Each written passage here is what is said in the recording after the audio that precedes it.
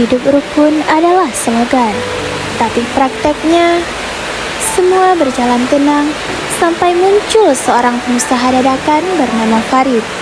Ia melihat peluang ekonomi, sayangnya peluang itu mengambil tempat persis di depan rumah warga. Pak Farid menarik parkir di depan rumah Bu Ainul tanpa seizin dari Ibu Ainul. Kemudian, pada suatu hari, Bu Ainul memprotes kepada Pak Farid, tetapi Pak Farid tidak merasa bersalah sedikit pun. Lalu, Bu Ainul beserta para warga yang merasa terganggu melapor perbuatan Pak Farid tersebut kepada Pak RT, didampingi oleh seorang konsultan hukum, yaitu Bu Intan. Di akhir persidangan, Bu Intan sebagai konsultan hukum menjelaskan tentang tindakan Pak Farid merupakan tindakan yang melanggar hukum dan bisa dikenakan pasal-pasal dalam Undang-Undang Hukum Perdata, Hukum Pidana, dan Hukum Administrasi. Kemudian, Pak RT menyelesaikan masalah tersebut dengan mengadakan persidangan dan musyawarah antara Pak Farid dan warga, terutama Bu Ainul. Dari persidangan tersebut, maka Pak RT memutuskan bahwa Pak Farid tidak boleh lagi menarik parkir di depan rumah Bu Ainul, dan Pak Farid menerima keputusan tersebut. Di pagi hari yang begitu sejuk, di depan rumah Bu Ainul, motor berceceran seperti parkiran di minimarket.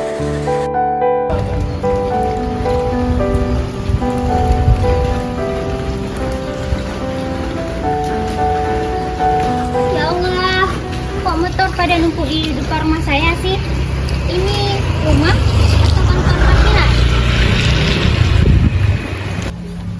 Apa nih bawa-bawa? Baru ya, saya mau coba. Pokoknya di sini ada parkiran umum. Tukang parkir, ini rumah saya, bukan parkiran. Ya tadi dibilang sama Pak Farid di sini parkiran umum, Bu. Ini mana nih tukang parkirnya? Terus Ini dia, Pak. ini saya bantu keluarga saya.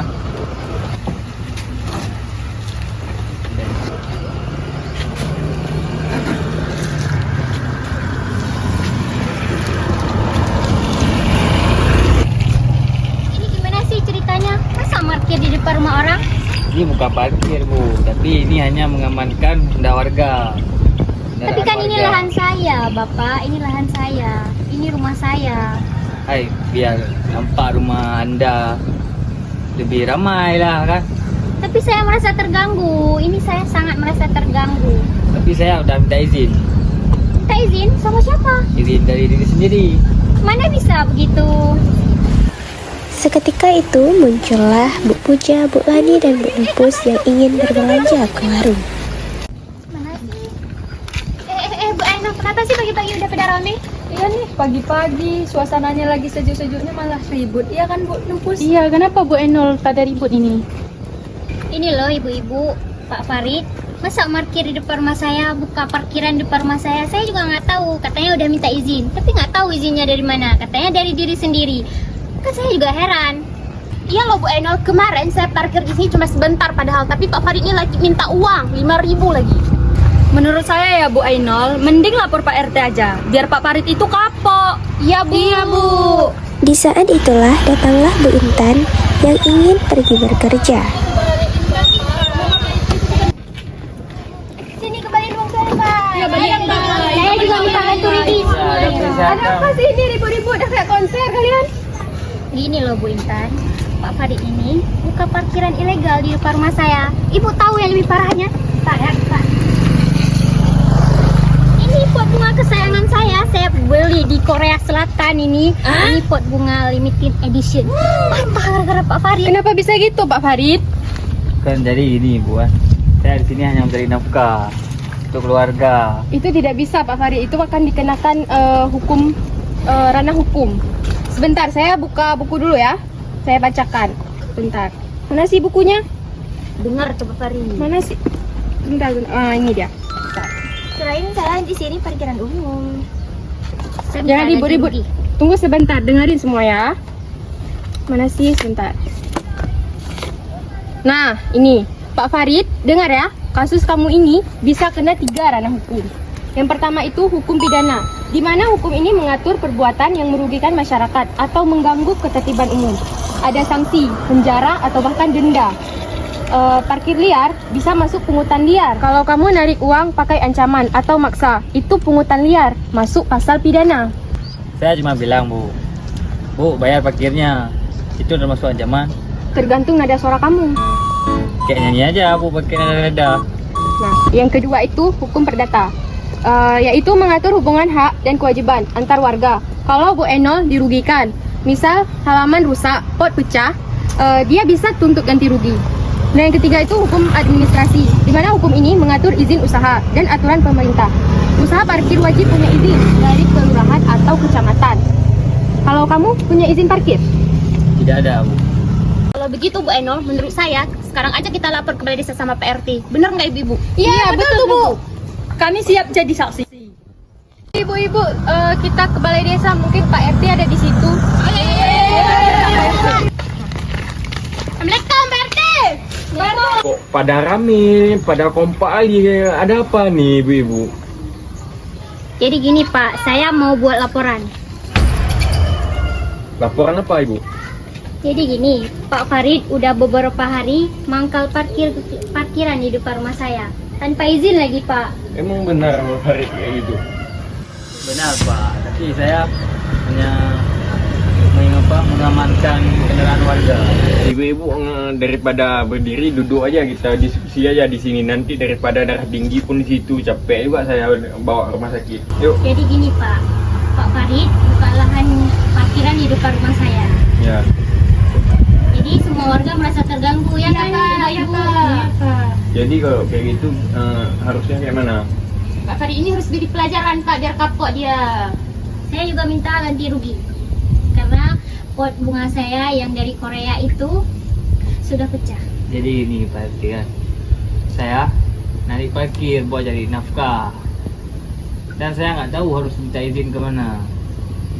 Kenapa nggak ngomong dulu sama saya? Kan saya bisa minta izin sama Bu Ainul, biar nanti diberi izin, nggak jadi seperti ini, nggak riuh masyarakat kan maunya kita hidup di desa ini kita damai-damai, tentram kan, nggak enak lah dia dilihat orang kampung kita kayak gini kan. Iya Pak. Pak RT, gimana kan di sini ada konsultan hukum Bu Intan. Gimana kalau Bu Intan tuh memberikan arahan kepada kita tentang hukum-hukum yang ada di Indonesia ini, termasuk khususnya hukum parkir ilegal yang dilakukan oleh Pak Farid? Oh boleh. Saya pun nggak ngerti kali tentang hukum kayak gitu kan. Baik, terima kasih kepada Pak RT yang sudah mempercayakan kepada saya. Begini ya, semua, supaya paham hukum. Pertama itu mengenai hukum pidana, di mana Pak Farid ini memungut uang tanpa dasar hukum, bisa kena pasal pemerasan. Kalau memaksa, ancamannya pidana. Kedua itu hukum perdata. Jika ada kerugian, korban bisa minta ganti rugi yang berupa material, uang, atau imaterial, kerugian kenyamanan. Dan ketiga itu hukum administrasi, yaitu parkir harus punya izin usaha dari pemerintah daerah. Jika melanggar akan mendapatkan sanksi, teguran, penutupan usaha, bahkan denda. Pak Farid bisa kena 3 ranah hukum jika dilaporkan oleh warga. Menurut saya orang yang udah dituakan di kampung ini, orang yang udah lama lah jadi pemimpin di sini kan. Menurut saya Farid ini udah nggak betul ini, udah salah menurut saya. Cuma sayang juga kalau kita bawa ke ranah hukum yang lebih lagi dari desa. Mungkin kita bisa damai, atau ibu-ibu kayak mana inginnya agar Farid pun nggak kayak gini lagi dah esok-esoknya, dan ibu pun bisa terima atas kesalahan dia hari ini kayak gini. Pak RT, saya punya solusi. Gimana kalau Pak Farid dihukum cuci motor warga sekampung? Kalau menurut saya pun boleh. Jadi kan gini Pak, kalau hukuman kayak mencuci motor satu kampung itu terlalu berat bagi saya.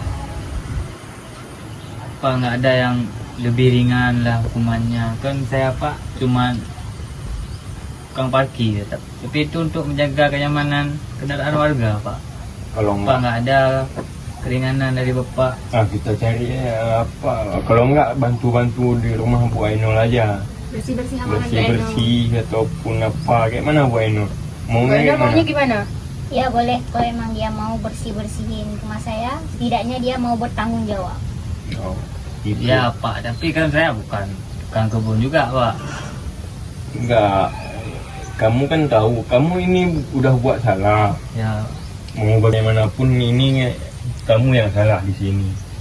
Kalau daripada kamu nggak mau bantu-bantu Bu Ainul bersih-bersih di rumah, nanti masalahnya lebih dilaporkan mungkin ke ranah yang lebih hukum lagi, yang saya tidak bisa tangani lagi. Kan lebih baik kamu bersih-bersih aja di rumah Bu Ainul. Gimana menurut kamu?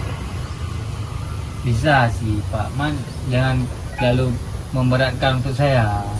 Gimana Bu Ainul? Kalau sama saya 2 hari aja. Setuju aja lah Pak Buat Farid. kesepakatan. Setuju aja deh Pak Farid. Biar damai. Kalau nggak Iya. dilapor polisi sekarang. Iya, Pak. Nanti kita buat kesepakatan. Emang kamu maunya kayak mana? Dibawa ke ranah polisi atau? Mau damai. Jangan aja Pak diselesaikan secara Ya, Bu Ainul maunya kayak mana? Kalau nggak 2 hari sehari aja Bu Ainul boleh. Boleh Sehari aja asal, berdiri. asal dia mau janji nggak ngulangi lagi. Nantilah kita buat surat atau di materai Yang tertulis. yang tertulis nanti biar resmi kan. Kalau nggak mau dia nanti laporkan saya sama saya aja nanti. Baik. Itu aja lah. Ini udah kelar, ya, aman kan? Iya boleh. Ini aja. Oke. Oke, makasih Pak RT. Kita pulang ya Ibu. Yuk, yuk. Makasih ya Pak RT. Oke. Kalau ada apa-apa ngomong aja ibu-ibu. Iya pulang.